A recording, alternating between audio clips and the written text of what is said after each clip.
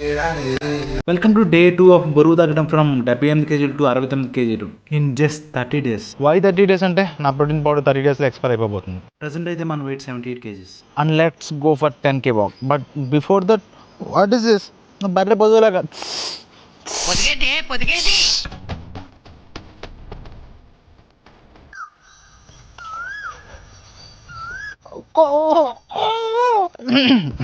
అట్లా అదేంటో తెలియదు. నేను వాకింగ్కి వెళ్ళే దారంతా సగం హాంటెడ్ ప్లేస్లో ఉంటాయి. ఇదిగోండి ఇది ఒకటి.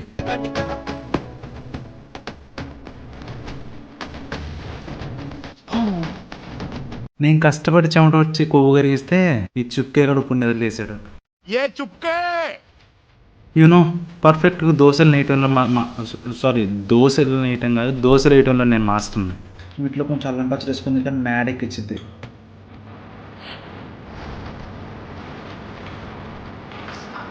నిన్నంతా ప్రోటీన్ కార్బోహైడ్రేట్స్ కానీ ఫైబర్ అసలు టచ్ చేయదు. సో అందుకని వెళ్ళి కొంచెం ఫైబర్ కొనుక్కొచ్చుకున్నాను. వాటిని మంచిగా వాష్ చేసుకుని ఫ్రిడ్జ్లో కూడా పెట్టుకున్నాను.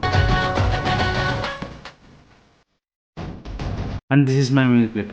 వన్స్ అపాన్ ఏ టైం మా క్లాస్ అమ్మాయి నన్ను మునక్కాయలు ఎక్కువ తినమని చెప్పింది ఫిజిక్స్ అండ్ కెమిస్ట్రీ బాగా రావడానికి. ఉక్కు మీద ఆల్రెడీ ఒక వేడి పప్పు వచ్చింది, అదే సెకండ్. But still